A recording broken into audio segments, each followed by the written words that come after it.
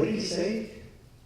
They can come and go as they please. They're not regular army. So is there then, in the Second Amendment, which we have all public officials in this state swearing to uphold and defend, because we know and understand how important this issue is to freedom.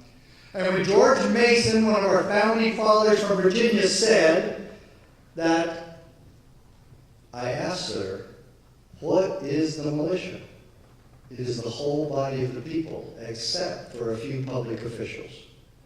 They didn't want public officials, but they want politicians in the militia to mucky it up with politics. And then he added, to disarm the people is the best and most effectual way to enslave them. And that's why I will tell you, don't you ever turn your weapons of defense over to the government. Ever.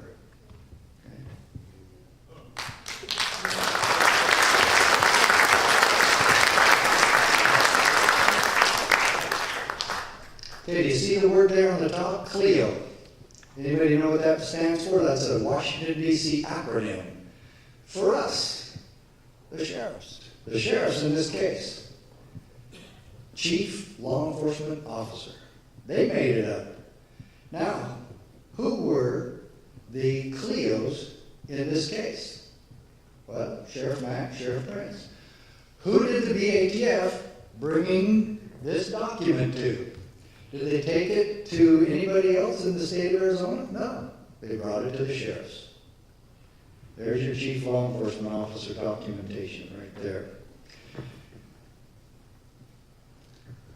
Now, this is the first time in United States history that there was no money attached to one of their unconstitutional mandates to the states.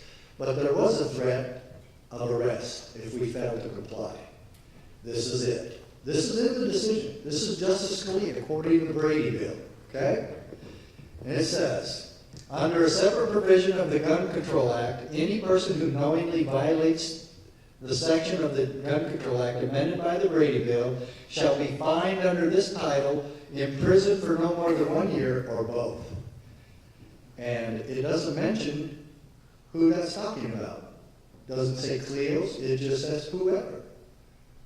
And I was knowingly not going to comply. So when we filed our case, we sought an injunction against the federal government from arresting me. We got it. And Janet Reno issued a memo really quick, tripping over herself to get it to Judge Roll in this case at the Federal District Court in Tucson. And she said, Congress didn't mean that part, this part of the Brady Bill to be towards the sheriffs or the CLEOs, just the gun shop owners. And Judge Roll told her, you don't get to change the law just because you write a memo.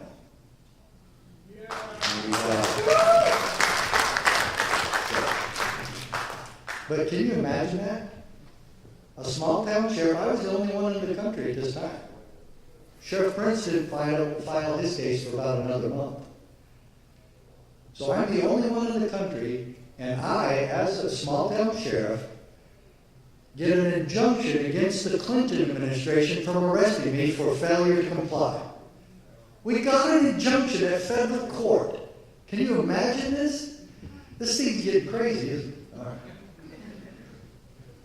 All right. Yeah, we had a decent judge, you're right. Now, I'm going to play this one right here, I think, real quick. Trouble with Scotland is that it's full of Scots.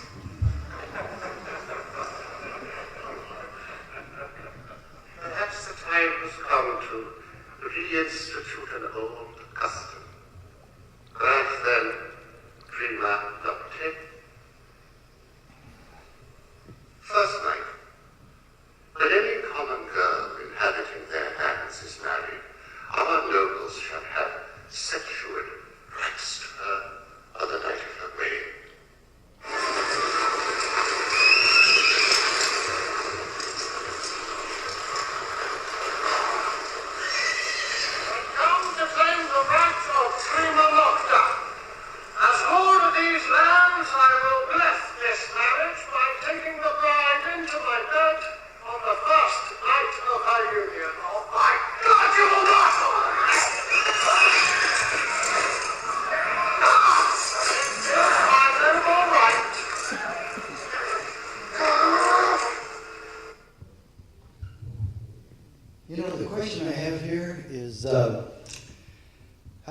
does it have to go before we say enough is enough?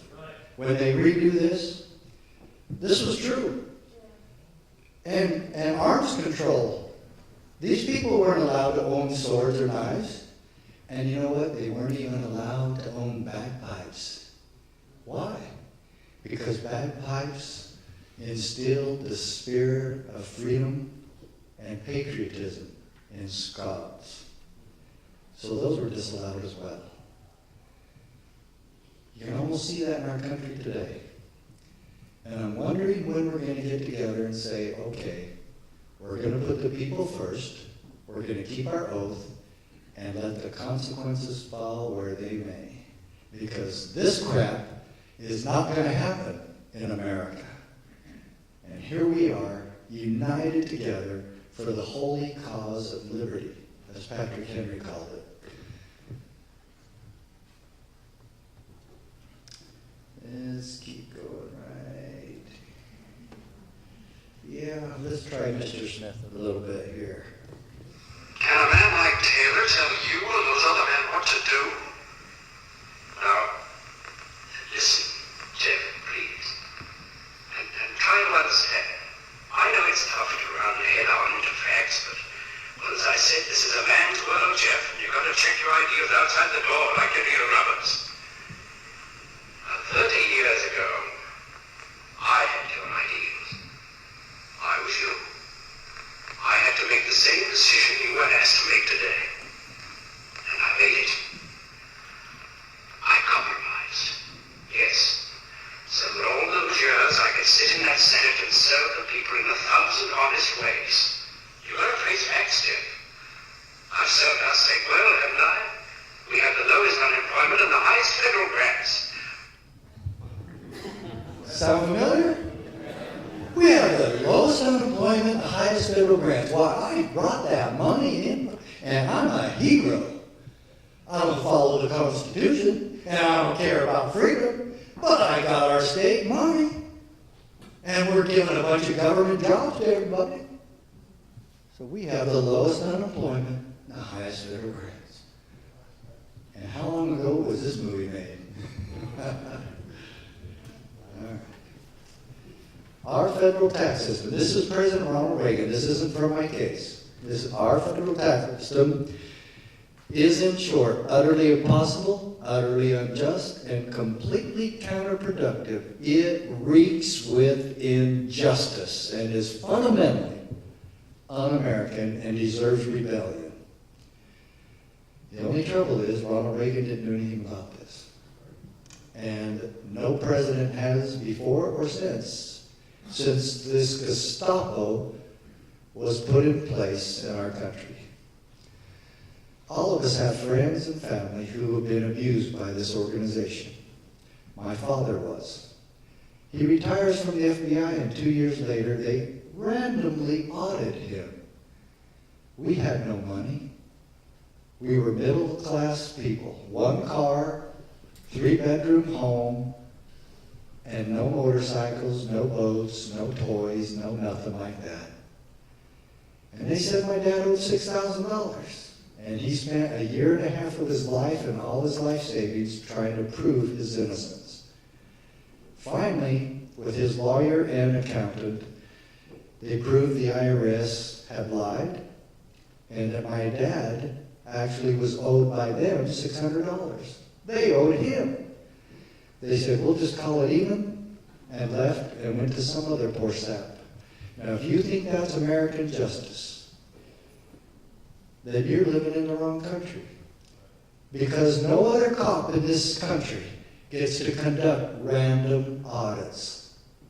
And yet, we make exceptions for the IRS so they can come after us with their ruthless rules and laws and regulations.